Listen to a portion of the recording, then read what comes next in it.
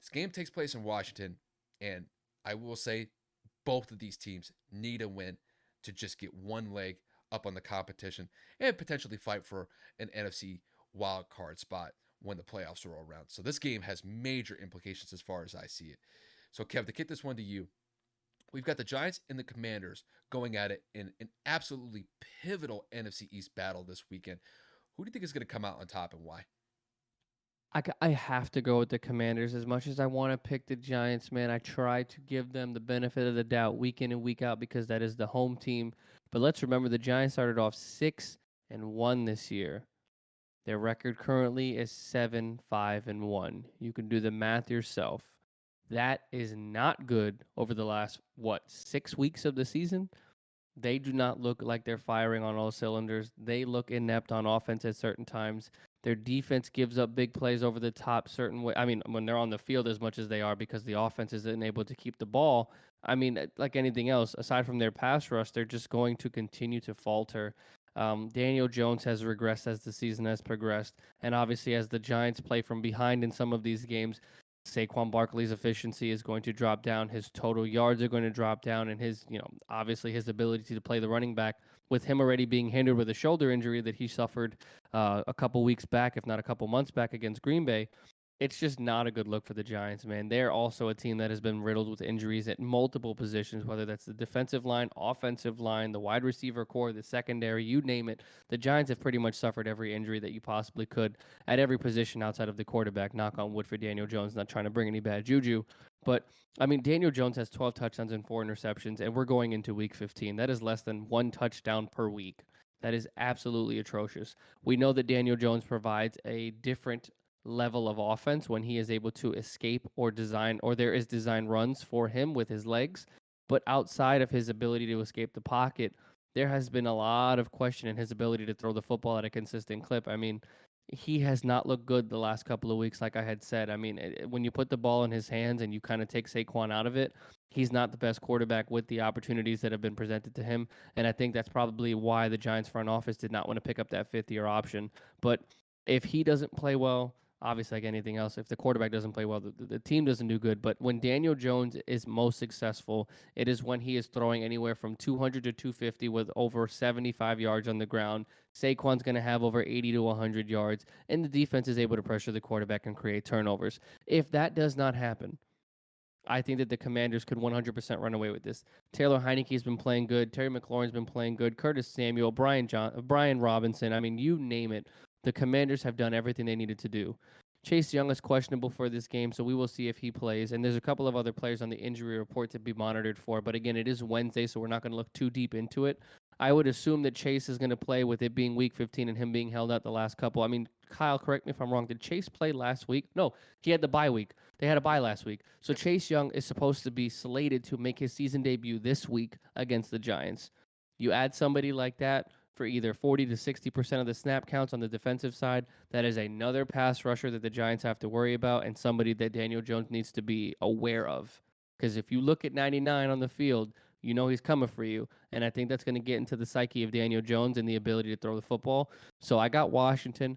I don't want to say it's going to be a blowout, but I don't think it's going to be close. I think it's going to be anywhere from 10 to 13 points just because I think that the Giants just have too many injuries to combat at the receiver position. And of course, like I had just stated, the ineptitude of the offense, they haven't necessarily been able to move it consistently enough for me to give them the benefit of the doubt.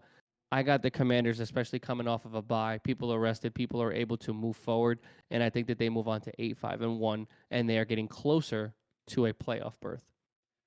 You know, the crazy thing is when we first covered the first match that took place between these two teams, Kev, we had this game as an absolute runaway for the Commanders. And it was simply just because, from the injury perspective, the Giants were just riddled with injuries. I mean, I know that there have been plenty of teams throughout the NFL that have been just absolutely decimated by injuries this year. The Giants are at the top of that pecking order just because, from an offensive perspective, they've been just absolutely demolished by injuries. Their whole wide receiving core is basically a shell of itself compared to what they started with this year. And I think, when you look at this game, I got to favor the Commanders in this one, and I keep bringing up the same injury bug issue. I just don't believe the Giants have enough personnel to be able to combat what the Commanders did. Granted, they did enough to get a tie in the first matchup. But I think the fact that this game is taking place in Washington instead of New York this time, I think the energy that the fans in Washington are going to bring for the Commanders, I think it's going to be a factor at play. And I think that Taylor, Heinicke, and that offense, and you could say the defense as well, are going to feed off of that energy to get them this win. And this is an absolutely pivotal game for both teams here because, as far as I see it, whoever really wins this game, they dictate their path towards potentially getting an NFC wild card spot. Because, when you look at the rest of the NFC, when it comes to even their own division, one of these teams at the top, either the Cowboys or the Eagles, are going to get the division. But the team that finishes in second is going to get a wild card spot. And then after that, it's going to be a fight for whoever's going to get those last two wild card spots. Now, it could be that the Commanders and the Giants could even potentially duke it out to where both teams end up going to the playoffs. But based on where both teams stand right now, I don't have faith that the Giants are going to be able to make the playoffs simply just because their offensive effectiveness has gone down because of the injuries. Saquon is not as effective because of the injuries, like Kevin had just stated. And I think when you're going up against a defense like the Commanders, who have really been solid, I'd say over the last month or so, I just don't believe that Daniel Jones is going to be able to put the plays together for that Giants offense to put up enough points on the board to get them this win. Granted, it was enough to get them a tie last time, but they're going to need more than that because they can't settle for another tie. And then to kick it over to the Commanders, Kev, I'm with you. I think that Taylor's going to be able to lead this offense to put up enough points on the board. I'm not saying he goes out there and throws for 300 to 350 yards passing. Looks like Patrick Mahomes out there. They don't even need that. But if they can get relatively consistent passing from him, if he completes somewhere around 60 to 70% of his passes, doesn't turn the ball over, and is able to effectively hit his targets throughout the game, I think that's all they need. And also, they do have a solid run game to work with. You got Brian Robinson in the backfield. I think, you tie those factors in offensively, they're going to be able to put up points on the board. I will say, though, there's one thing that I have to focus on with Washington, and that's if they can get past this Giants defense. This Giants defense, give them credit. They had to make the Commanders earn that last touchdown drive in the first matchup because the Giants were winning late in that game against the Commanders in the first matchup. It was Taylor Heinicke and the Commanders offense that actually tied the game with a late touchdown in the fourth quarter that eventually sent it into overtime. If the Giants were able to win this game, it would really be on the backs of their defense. Their defense has really been the pivotal piece to their success this year because a lot of these games that they've won, they've been one possession games, and they've been games where the offense has only put up somewhere around 17 to 23 points. It's really been the defense that has stepped up and limited opposing offenses to pedestrian performances.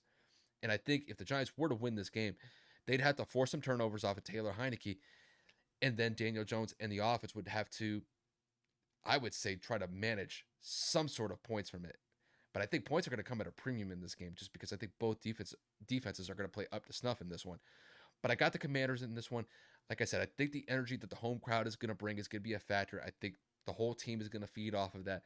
And I think just the overall energy they bring into this game, on top of what they have schematically based on what the coaches have in the playbook this week, I think the Commanders win this one in a relatively close game. I don't have this as a runaway game. I still believe the Giants are going to make this close because of what their defense has been able to do time and time again this year. So as far as I see the score being, I'm going to say the Commanders win this one by the score of 23 to 17. I don't think it's going to be that much different based off of what we saw in the first game between these two teams. But like I said, I think the Commanders have the edge at home, and I think they'll be able to do just enough against this Giants defense to put up enough points on the board. And I think their defense will slow down Daniel Jones and the offense enough to where I think they'll limit them to about 17 points. But I got the Commanders winning this one. They would improve to 8-5-1 on the season. And at that point, their path to the playoffs is entirely in their hands. And how they want to dictate the outcome is going to be based on how they play the last couple weeks from here. But that's how I have this game playing out.